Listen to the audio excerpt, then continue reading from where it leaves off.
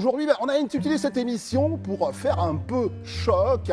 Pulchérie Balé, femme politique ou actrice de la société civile, compte tenu de son engagement dans la société ivoirienne. Bonsoir Pulchérie Balé. Bonsoir André, bonsoir à tous les téléspectateurs. Alors Pulchérie Balé, décidément, vous êtes très têtu, permettez-moi l'expression. Le président Gbagbo vous a donné un conseil. Et c'est un conseil que vous avez dû entendre. S'il l'a dit comme ça, c'est que quelque part, votre attitude dans l'espace public laisse interrogateur, Pulchérie Balé. Il vous a dit, ma fille, sachez où mettre les pieds. Pourquoi il peut dire ça à une combattante, on va dire, de la société civile? C'est que vous avez une attitude qui est un peu problématique. Pas forcément.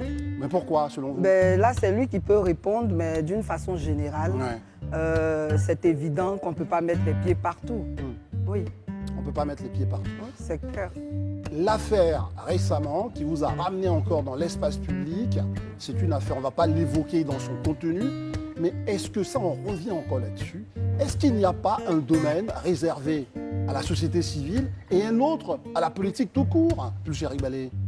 En réalité, il y a un manque d'informations sur le rôle de la société civile. Dans notre société, il n'y a rien qui ne soit politique. Tout est politique. C'est pour cela qu'on parle de volonté politique en ce qui concerne même le développement. Donc, il n'y a pas de chasse gardée pour quel acteur que ce soit. Nous travaillons tous sur la même matière, c'est la société ivoirienne, c'est les intérêts des Ivoiriens, qu'on soit purement politique ou acteur de la société civile. C'est un peu politiquement correct ce que vous dites, parce que forcément, il doit y avoir des matières sur lesquelles vous n'agissez pas comme les autres. Parce que prenez la diplomatie, on ne va pas rentrer dans le cœur, mais je veux dire, quand on a des questions à la fois diplomatiques ou militaires, vous, en tant que société civile, votre action ne peut pas être pareille que celle d'un ministre de la République. Non, c'est sûr que ça ne peut pas être pareil. Mais avant de répondre même à cette question, je voudrais préciser que la différence entre nous et les politiques, c'est que eux, ils cherchent à gouverner. Ils ont des partis politiques, ils vont à la conquête du pouvoir.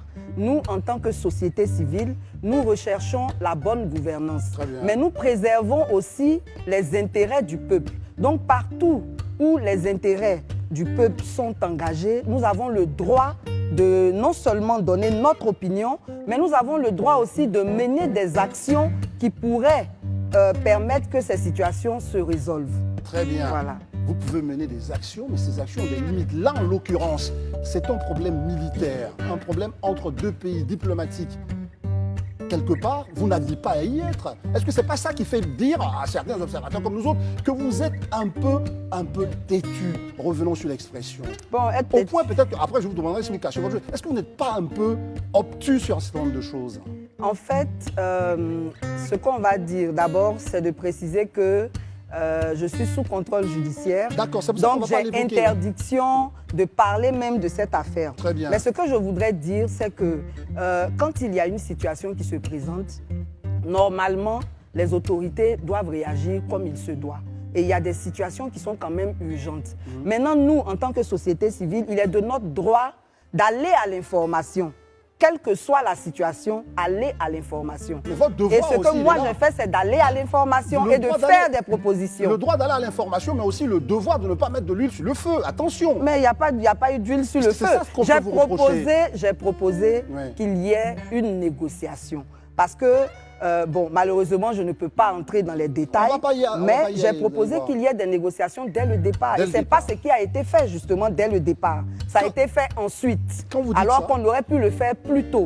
Et donc, c'est de notre devoir et de notre droit de faire des propositions quand il y a une situation compliquée. Sauf que, quand vous dites « j'ai fait des propositions, les choses n'ont pas marché très vite », je pense que pour rester dans votre rôle, c'est un rôle de plaidoyer, ce n'est pas un rôle d'action. Et c'est là où on va évoluer dans notre... Si ce n'était pas un rôle d'action, on ne parlerait pas d'acteur de la société civile. C'est vrai que c'est un rôle d'action. C'est une expression, je pense, Pulchérie. Non, mais on ne se limite pas au plaidoyer. La société civile va sur le terrain. Pourquoi on ne se plaint pas quand la société civile va auprès de certaines populations pour changer leurs conditions de vie? Tout ça, c'est des actions. Mais les actions ne se limitent pas au social. On peut aussi mener des actions dans le politique. Il n'y a même pas de problème.